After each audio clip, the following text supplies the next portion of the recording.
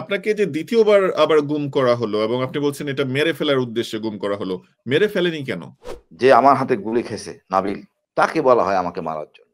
আর নাবিল আমাকে পরিষ্কার বলে আপনাকে আমি হত্যা করব, এমন হুম। জেলে যাতে আমি মারা যেতে পারি, তাই জেএমবির মাধ্যমে আমাকে মারার চেষ্টা করে জেলে। আপনি নিজে ২ বার গুম হয়েছেন। তো আমি ২ বার শব্দটার প্রতি এমফাসাইজ করতে চাই। ভয় ছিল অনেক কিছু করতে পারে, আমি জানি কিছুই করতে পারবে না। আমরা যদি সঠিক পথে থাকি এবং সঠিক কাজ করি, কিছুই করার ক্ষমতা রাখে না। গুম হলেন কত সালে তাহলে? গুম হলাম ১ম আমি ১১ সালে। কিন্তু এই গোয়েন্দা সংস্থা মামুন খালেদ, এই লোকটা হলো সবচেয়ে খারাপ। আর মোল্লা আকবর, বেসিক্যালি এর মাস্টার মাইন্ড হলেন তারেক সিদ্দিকী। হু, হু। আমি শয়নে স্বপনে সবসময় ভাবতাম ভারত আমার শত্রু। ভারতের শত্রু যে শত্রু, সে আমার বন্ধু।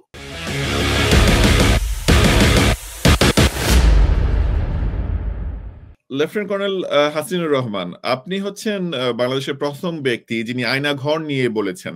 আন্তর্জাতিক সংবাদ মাধ্যমে বলেছেন, আয়নাঘরকে আপনি ডিফাইন করেছেন। আয়নাঘরের যারা বিখ্যাত বন্দিরা রয়েছে তাদেরকে আপনি দেখার কথা বলেছেন। আপনি নিজে ২ বার গুম হয়েছেন। তো আমি ২ বার শব্দটার প্রতি এমফাসাইজ করতে চাই যে একবার গুম হলেন, তো আপনাকে আবার গুম করতে হলো। মানে আপনি গুম হওয়াটাকে ভয় পাননি। আপনি কি আপনার এই ২ বার গুম হওয়ার ঘটনাটা আমাদেরকে বলবেন? কেন গুম হয়েছিলেন? আচ্ছা ভাই, আমার ভয় জিনিসটা আমার মধ্যে আসলে নাই। এটা খুব ছোটকালে আমার ভুলে গেছি আসলে। আমার মহান আল্লাহর প্রতি আমার আস্থা। আর তাই আমি আসলে কোনো ভয় বলে কোনো জিনিস আমি কনসিডার করতাম না। যা আমার কপালে আছে তা হবে। ১ম গুম হই মূলত আমি যখন র‍্যাবে ছিলাম চট্টগ্রামে, জেএমবি দমনের সময়। তার পরপরই যখন ৮ সালে মইনু আহমেদের সরকার, তখন আমাকে বলা হয় এর সাথে কাজ করতে। এটা আসলে মূল কারণ ছিল। তারপর বিডিআর মেসাকার এবং খালেদা জিয়াকে সেনাবাহিনী থেকে, সেনানিবাস থেকে বের করে দেওয়া, এটা আসলে মেনে নিতে পারি না। মানে এগুলি সব সাথে আমাদের সেনাবাহিনী অফিসাররা জড়িত ছিল। আমি একটু ভোকাল ছিলাম এবং গুম করা হলে ঠিক আছে। ৪৩ দিন আমি ছিলাম ভাই একটা ফ্লোরে, হ্যান্ডকাপ বাঁধা, চোখ বাঁধা, হ্যান্ডকাপ লাগানো। আমি একটা লেফটেন্যান্ট কর্নেল, ২৮ বছর চাকরি আমার। এই চাকরি জীবনে আমার কোনো অপরাধ নাই ভাই। একদম ক্লিন। সবাই আমাকে, আমি সবাইকে সম্মান করতাম, শ্রদ্ধা করতাম, সবাই আমাকে স্নেহ করতো সিনিয়ররা। হঠাৎ করে এই আওয়ামী সরকার আসার পর এই এই ধরনের চরিত্র হনন বা যা কিছু করলেন, বাট দুঃখজনক। এটা আর এখন কি বলার আছে, আমি আর কি বলবো? আমাকে ৪৩ দিন ফ্লোরে, এটা কি যায়? কোন আইনে কাভার করে? আমি যত বড় অপরাধী করি ভাই, সর্বস্ব অপরাধ করলেও আপনি আমাকে সাথে করতে পারেন না। সেনাপ্রধানের এই ক্ষমতা নাই। এখন সময় আসছে ভাই, আবু সাইদের মাধ্যমে আমরা স্বাধীনতা পেয়েছি। ইনশাল্লাহ ন্যায় বিচার পাবো। এবং মূলত ভাই আমাদের দেশটাকে আঁকড়ে ধরে আছে। এখন আমরা বেরিয়ে আসার চেষ্টা করতেছি। ওই অক্টোপাসের মতো এক একটা করে আমরা সুর কেটে দিচ্ছি, বেরিয়ে আসতেছি। এবং ইনশাল্লাহ অতি সত্বরে আমরা পূর্ণ স্বাধীনতা, রাষ্ট্রীয় বা ব্যক্তিগতভাবে সব দিক দিয়ে আমরা এনজয় করব। এবং আমরা বহির্বিশ্বে আমাদের আমাদের অবস্থান, জাতিসত্তা, মূল্যবোধ দিবে আমাদের মধ্যে, যেটা সংস্কৃতি, একই সাথে আমাদের যে একটা মূল্যবোধ সম্পন্ন জাতি, এটা প্রতিষ্ঠিত করতে পারবো ইনশাআল্লাহ। জি, ধন্যবাদ আপনাকে। আপনি বলেছেন ২০০৮ সালে আপনি ১ম বারের মতো গুম হন। না ভাই, ২০০৮ সালে আমাকে বলা হয় র‍্যাবে ছিলাম আমি তখন। এর সাথে কাজ করার জন্য। আমি জি। চট্টগ্রামে থাকতে, র‍্যাবে থাকতে ভাই আমি একটা জিনিস পরিষ্কার করি। হু, হু। আমি শয়নে স্বপনে সবসময় ভাবতাম ভারত আমার শত্রু। ভারতের শত্রু যে শত্রু, সে আমার বন্ধু। অর্থাৎ যারা স্বাধীনতাগামী, সেভেন সিস্টার, আমি তাদেরকে স্নেহ করতাম এবং সম্মানের মর্যাদা তারা রাখতাম। আমি যেভাবে ফিলিস্তিনি মুসলমান গেরিলাদের বা যোদ্ধাদেরকে আমি সম্মান করি, দোয়া করি, কাশ্মীরের যোদ্ধাদেরকে আমি দোয়া করি, আমাদের আরাকানের যোদ্ধা রোহিঙ্গাদের আমি একইভাবে যোদ্ধা সম্মান করি। একই সাথে আমি সেভেন সিস্টারের স্বাধীনতাকামীদের প্রতি আমি শ্রদ্ধাশীল। এটা ছিল মূল কারণ। আর আমার ব্যক্তিগত নেক ছিল পাহাড়ে কারণে অকারণে চড়ে বেড়ানো। এটা সবার মধ্যে নাই। আর যেহেতু সবার সাথে আমার সম্পর্ক, আমাকে যদি নিয়ন্ত্রণে নেওয়া যায় কোনোভাবে, তাহলে অনেক সাফল্য রয়ের। এত ঝামেলা করতে হয় না। বাট আমি এই জায়গায় নৈতিকভাবে সরে দাঁড়াই। জি। নিজের অবস্থান পরিষ্কার রাখি। সবাই আপ জানে আমি কি করি না করি। বাট আমি কখনোই জি, আপনাকে যে একমত এই হইনি। এর সাথে কাজ করার অফার দেয়া হয় ২০০৮ সালে। এটা নিয়ে আরেকটু বলেন। অফারটা কিভাবে আসে? কে দেয়? আচ্ছা, এটা তো আমাদের মইনু আহমেদ সরকারটাই ছিল এর সরকার। যখন মইনু আহমেদ আসেন বা করেন, এখান থেকে বেরিয়ে আসার জন্য তখন শরণাপন্ন হন, ভারতের কাছে শরণাপন্ন হন। তখন তারা চাচ্ছিল যে আমরা আমাদের মতো করতে পারি যাতে। মানে চাচ্ছে তাদের মতো করে করার জন্য। সকল প্রতিষ্ঠানকে বলা হচ্ছে সেভাবে কাজ করার জন্য। আমার অধীনস্থ কর্মকর্তা যারা, তারা অনিচ্ছা সত্ত্বেই এর কথায় রাজি হন। এর কথাতেই কাজ করেন। তারা সেট আপ করেন যে হাসিনাকে সরকারকেই ক্ষমতায় আনা হবে, বিএনপিকে না। এটা ৮ সালে সিদ্ধান্ত হয়ে যায় একদম শুরুতেই। এবং তার এই ঘটনাচক্রে অনেক কিছু ঘটে। মঈন আহমেদ কোন রকম চান্স নেন নাই। ভুলেও যেন বিএনপি না আসতে পারে, সব রকম ব্যবস্থা উনি করেন যাতে বিএনপি না আসতে পারে, আসলে তার ক্ষতি হবে। জি, আর এই প্রক্রিয়া করতে যেয়ে আসলে প্রচুর মানে আপনার সংসদীয় সদস্য আসন আওয়ামী লীগ পেয়ে যায়। ওইটাও ছিল ২ নম্বরের নির্বাচন। মানুষে বলে ১ম টা ভালো ছিল না, ১ম টা ভালো ছিল না। ওটাও ভরাডুবি মানে জোচ্চুরি নির্বাচন ছিল আমি মনে করি। জি। সাধারণত ভাই আপনাকে দিয়ে ১ম এ কাজ করাবে, তারপর হানি ট্র্যাপে ফেলে দিবে। কোন একটা অনৈতিক কাজ আসলে সেটা জিম্মি করে আপনাকে বাকি কাজগুলি করান। এই সুযোগ আমি তাকে কখনোই দেই নাই। এবং আমার যেহেতু পরিবার থেকে বা আমার মিসেস বেশ স্ট্রিক্ট ছিল এসব ব্যাপারে। কোনোভাবে যেন আমি না জড়াই অনৈতিক কর্মকাণ্ডে। মহান আল্লাহ সর্বশক্তিমান, আমি এ রয়ের খপ্পর থেকে নিজেকে রক্ষা করতে পেরেছি। তারপরে অনেক সমস্যা ছিল, অনেকের ভয় ছিল অনেক কিছু করতে পারে। আমি জানি কিছুই করতে পারবে না। আমরা যদি সঠিক পথে থাকি এবং সঠিক কাজ করি, কিছুই করার ক্ষমতা রাখে না। আমাদের জনগণই শক্তি। এই জায়গায় আমাদের দুর্বলতা আছে। আমি বলব আমাদের জ্ঞানী ব্যক্তিরা যেমন ৭১ সালের ১৪ই ডিসেম্বর যা বলা হয় বুদ্ধিজীবী দিবস। এই বুদ্ধিজীবীরা ৭১ সালে আমাদেরকে নানান আকারণে জীবনী খাইয়েছে। এখনো অতিরিক্ত কারণ ছাড়া ভারত ভীতি।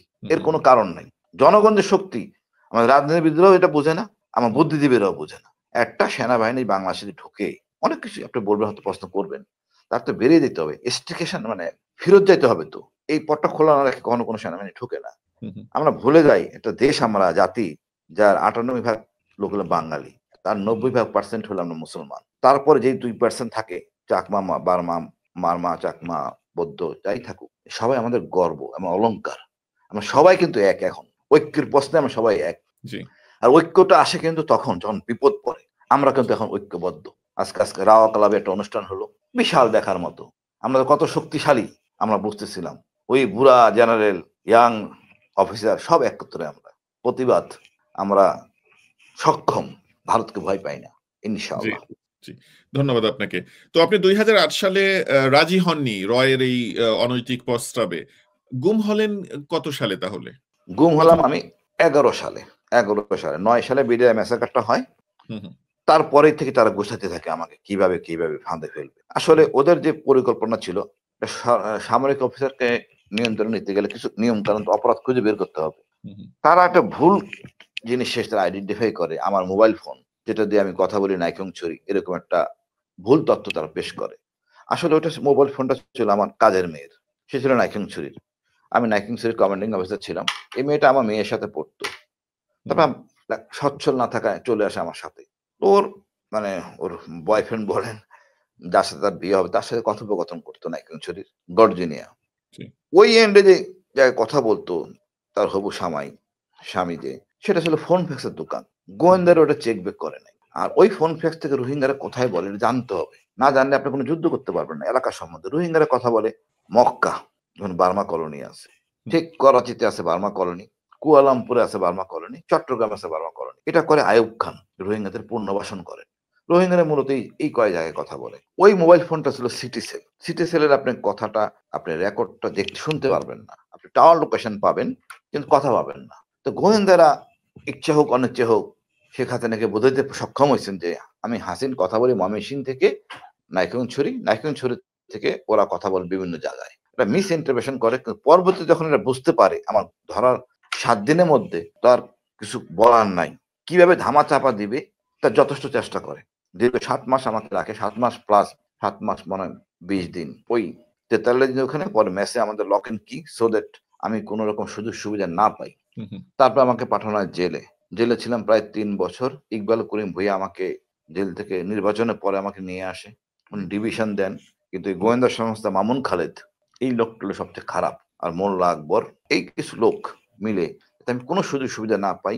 বেসিক্যালি এর মাস্টার মাইন্ড হলেন তারেক সিদ্দিকী। এমন হুম, জেলে যাতে আমি মারা যেতে পারি, তাই জেএমবির মাধ্যমে আমাকে মারার চেষ্টা করে জেলে। জেলেও যে আমি জি, খুব আরামে ছিলাম তা না, জেলে এমনি খারাপ। তার জি, মধ্যেও বেঁচে থাকার আমার একটা অনিশ্চিত অবস্থার দিকে ঠেলে দেয়। জি। মহান আল্লাহ সর্বশক্তিমান, যে আমার হাতে গুলি খেয়েছে নাবিল, তাকে বলা হয় আমাকে মারার জন্য। আর নাবিল আমাকে পরিষ্কার বলে, আপনাকে আমি হত্যা করব। নাবিল কে? কুমিল্লায় একটা ঘটনা নাবিল ছিল শায়েক আব্দুর রহমানের ছেলে, আচ্ছা। যে আমার হাতে গুলি জঙ্গি বিদ্ধ নেতা, হয়। জিএমবি নেতা শাহেক আব্দুর রহমান তার ছেলে। হ্যাঁ, জেএমএ শাহের ছেলে। এবং সে প্রকাশ্যে সে মৃত্যুদণ্ড আসামি। সে যদিও আমি বলব যে নাবালক ছিল। বাট সে যখন বলে বুঝেন আমার অবস্থাটা কি। বাট অন্যান্য উনার যে ঊর্ধ্বতন কর্মকর্তারা ছিল, আমি তাদেরকে জিজ্ঞেস করো, নাবিলকে বললাম।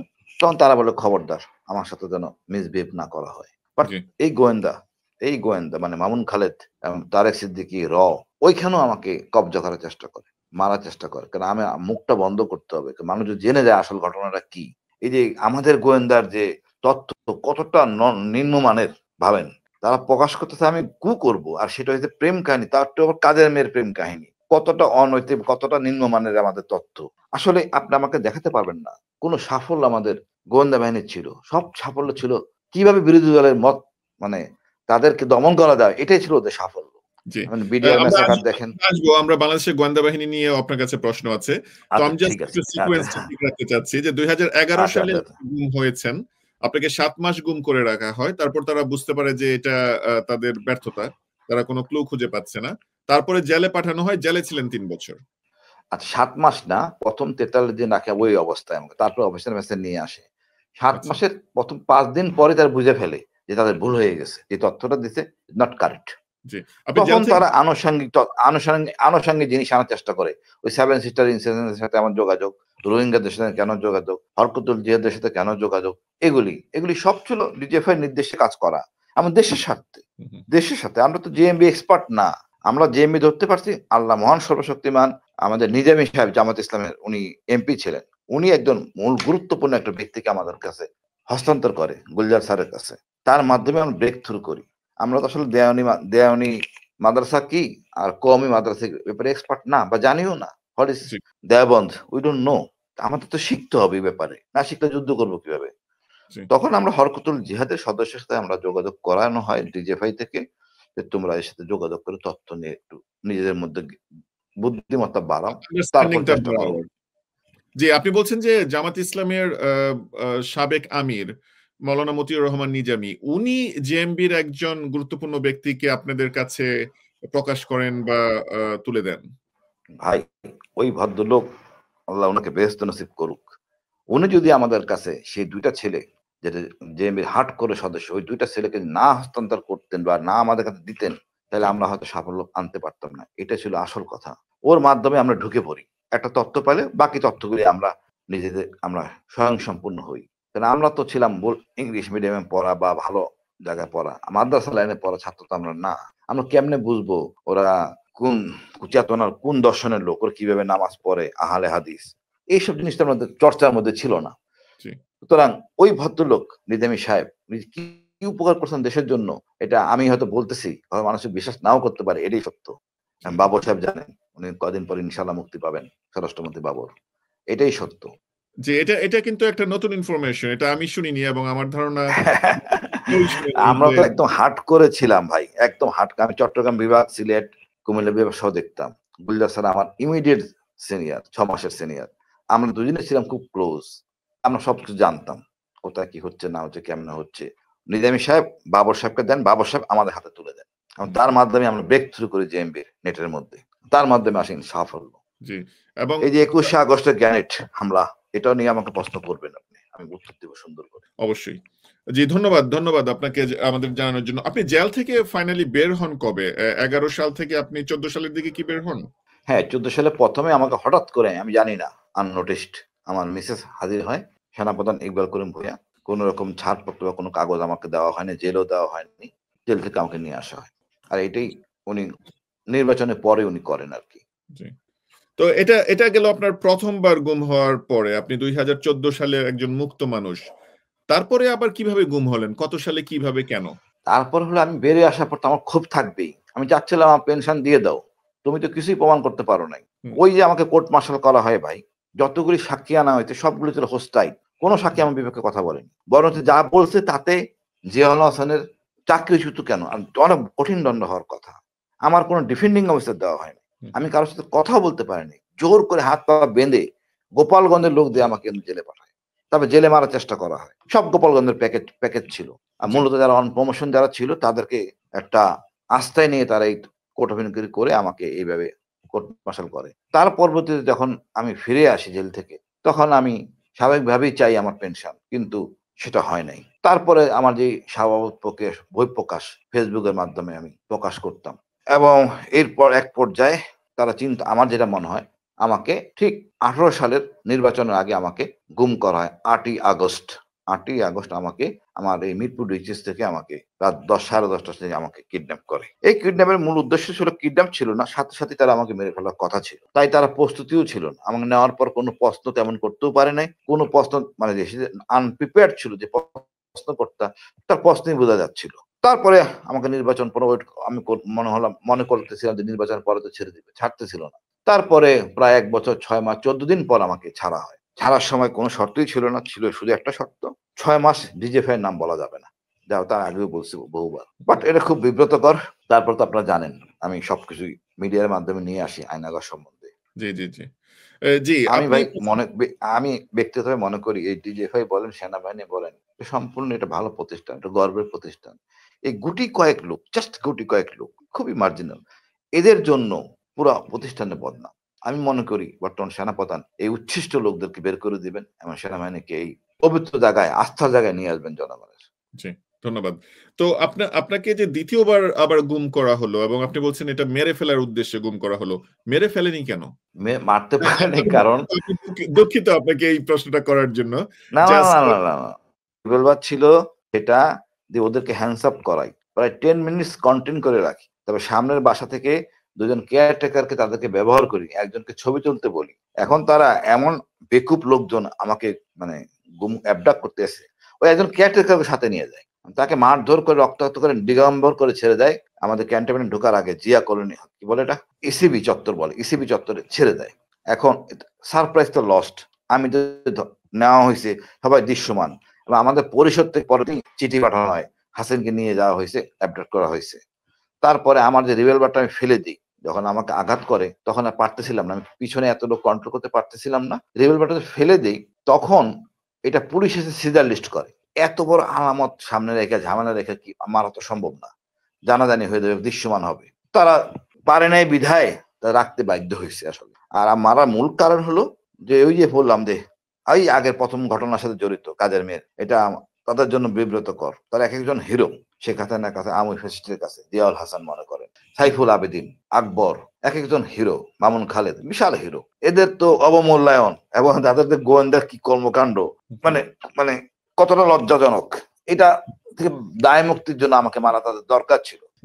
কারণ এরপর থেকে ভাই সবসময় আমি অস্ত্র ক্যারি করতাম যাতে কোনো বিব্রতকর অবস্থা পড়তে না হয়। জি। তাহলে আপনি বলতে চাচ্ছেন যে প্রথমবার যেই যাদের নাম আপনি বললেন, মামুন খালেদ, জিয়া হাসান, অন্যদের যে নামগুলো বললেন, তারা হচ্ছে প্রথমবার আপনাকে একটা মিথ্যা তথ্যের ভিত্তিতে বোকার মতো গুম করে ফেলে। আপনাকে গুম করতে গিয়ে হাসিনার কাছে তারা, তৎকালীন সরকার প্রধান, হিরো হয়ে যায়। তো যখন এটা প্রকাশ পেয়ে যাবে যে তারা একটা ফলস পার্সপেক্টিভে আপনাকে এই অ্যাবডাক্টটা করেছে, তো তখন আবার আপনাকে ইলিমিনেট করে দিয়ে তারা তাদের হিরোইজমটা ধরে রাখবে, এই জন্য সেকেন্ড বার গুম করে। কিন্তু সেকেন্ড বার গুম করার সময় আপনি টেকনিক্যালি যেই স্টেপ গুলো নিয়েছেন, সাক্ষী রেখেছেন, আপনি অস্ত্র ওইখানে ফেলে দিয়ে গিয়েছেন, আপনার ওয়াইফ পরে সেটা জিডি করেছে, সাক্ষ্য প্রমাণ থাকার কারণে আর সেকেন্ড বার মেরে ফেলতে পারেনি, তাই তো? সঠিক, একদম সঠিক। এটাই ছিল আসলে তাদের মানে ডিজিএফআই যে ছিলেন সাইফুল আবেদিন, উনি গর্ব করে উনি বলতেছিলেন যে উনি খুব দয়া করছেন। আমাদের এক জেনারেলকে বলতেছিলেন যে হাসিন স্যারকে আমি বাঁচিয়েছি, মানে ওনার মারা যাওয়ার কথা। অর্থাৎ উনি তো বাঁচান নাই, বেকায়দায় পরেই বাঁচাইছেন। অর্থাৎ জি, আপনি ভাবার চেষ্টা করেন কতটা মাইন্ডসেট একটা ডিজিএফআই এর, সে মারতে পারে তাই সে বাঁচাইছে আমাকে। এই মারার ক্ষমতা তার কে দিল আমার তাই বল? তো। যে এই সংস্থা কাউকে অ্যারেস্ট করতে পারে না, সেই সংস্থা মারার ক্ষমতা কেমনে পাইল? কোনো এসব বিচার হাসিনা, ছাড়া, কোনো হাসিনা এগুলো ট্রায়াল। করাইছে। জি, ধন্যবাদ। আপনি যাদের নাম বললেন, মামুন খালেদ, ডিজিএফ এর কথা বললেন, জিয়া হাসান। জিয়া হাসানের কথা তো আমরা জানি, সে এখন জেলে আছে। বাকিটা কোথায় আছে এখন? জেনারেল আকবর, সাইফুল আবেদিন আমেরিকায় আছেন, জেনারেল আকবর ঢাকাতে আছেন, মামুন খালেদ ঢাকায় আছেন। সবাই আমার বিশ্বাস, কারণ এরা তো সব ক্রিমিনাল, বর্তমান গোয়েন্দারা সবাই জানে, তো নজরদারিতে ইনশাল্লাহ আছেন। আমি যতটুকু জানি জেনারেল আকবরকে গুম কমিশনে ডাকা হয়েছিল, তাকে জেরা করা হয়েছে, আবার জেরা করবে। বিকজ সে যাওয়ার কোনো স্কোপ নাই, তাদের পাসপোর্ট গুলি জব্দ করা হয়েছে, নিষেধাজ্ঞা দেওয়া হয়েছে, তো থাকবে ইনশাল্লাহ, বিচার হবে। জি, আচ্ছা, ধন্যবাদ।